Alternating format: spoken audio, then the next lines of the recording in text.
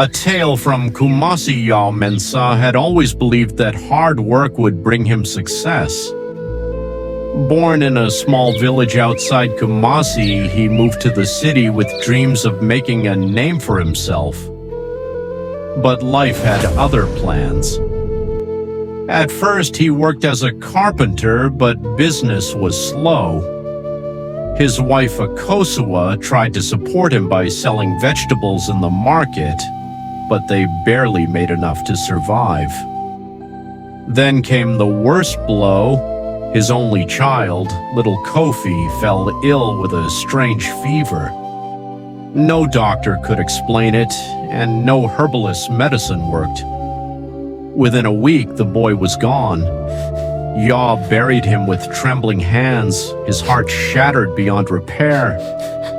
After Kofi's death, everything crumbled. His debts piled up. His landlord threw him out. Akosua, unable to bear the suffering, left him. Ya wandered the streets of Kumasi, a broken man, sleeping in abandoned buildings and eating from trash bins.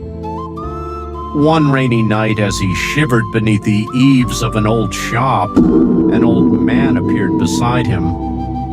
His face was hidden under a tattered hood, but his voice was deep and commanding. "You seek fortune, don't you?" the old man asked.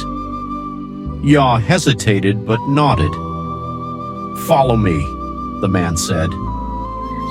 Desperate and with nothing to lose, Ya followed him deep into the outskirts of Kumasi, where the trees whispered secrets to the wind.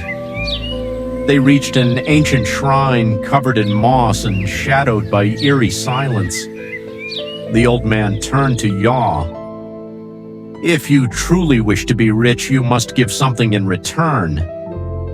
Ya's skin crawled. "What must I give?"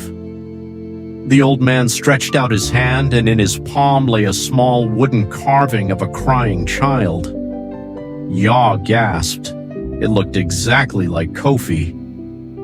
"You already made the greatest sacrifice," the man said with a grin. "Now take this figure and bury it where your son rests. When you return home, wealth will follow." Ya hesitated. Was this witchcraft? But desperation clouded his judgment. That night he dug into the earth of his son's grave and placed the figure inside. As soon as he covered it, the wind howled through the cemetery, and the ground beneath him trembled. He fled, heart pounding. The next morning, everything changed.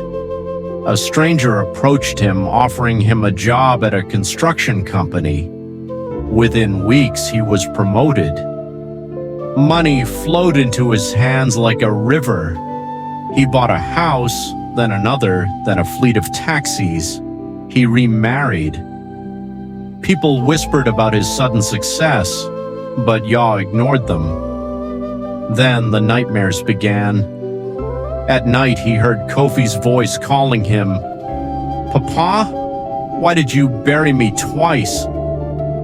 Shadows moved in his home. He would wake up to see small, wet footprints leading from his bedroom door to his bed. Sometimes he felt tiny hands choking him in his sleep. One night he awoke to the sound of soft crying. He turned on the light and saw Kofi standing at the foot of his bed, his eyes hollow, his skin pale and damp.